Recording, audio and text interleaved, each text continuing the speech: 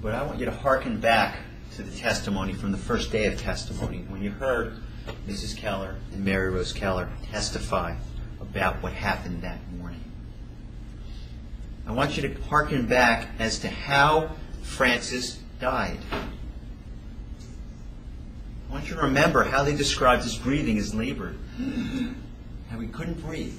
That's exactly the way both of them did that.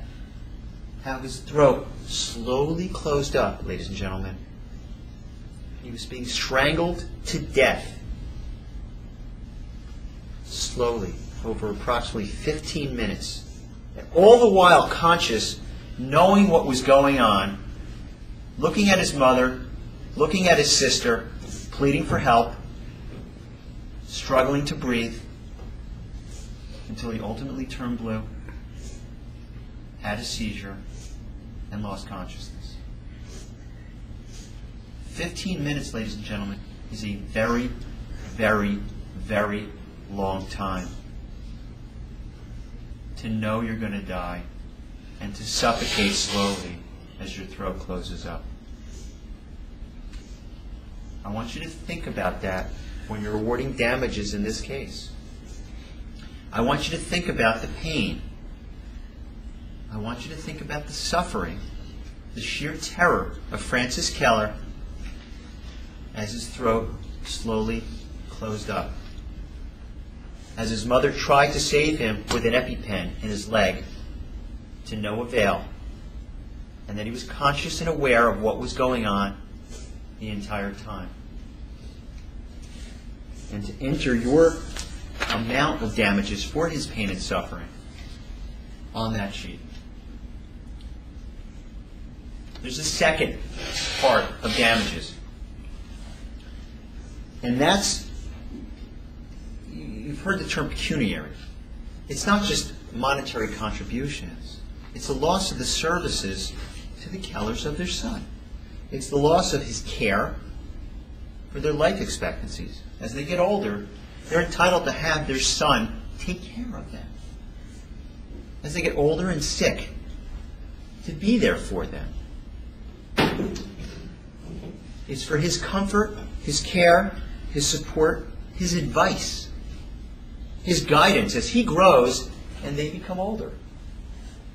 And his monetary contributions in the future.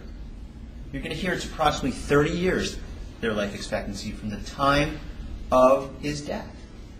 And you're going to have to consider the testimony that you heard about Francis and what type of individual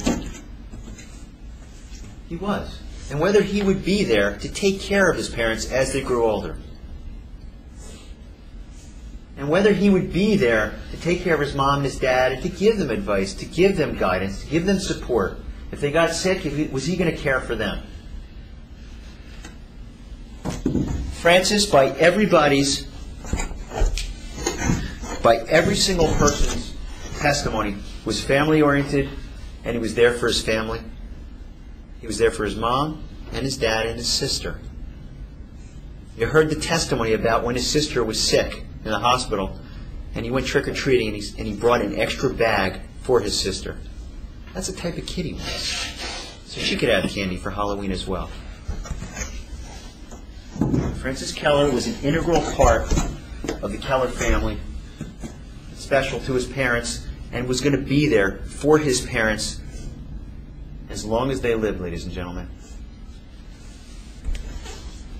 And they're entitled to be compensated for the loss of those services, for the loss of the care, the comfort, the support, the advice, the guidance, and monetary contributions of their son, Francis Keller.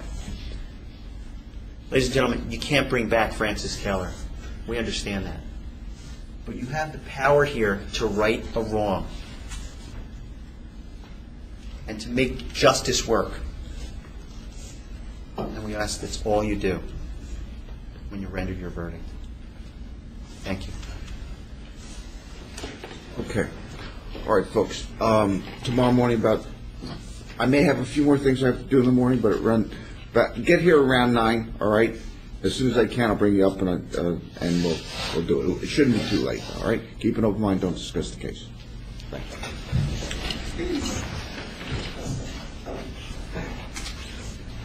Oh, folks, one more thing. I did notice there was a reporter in the back, okay? Whether or not there's anything printed in the paper tonight, I don't know, all right? But please, as I told you before, if you happen to see something, just disregard it. Okay? All right, thanks. Keeping what I said before. Thank you.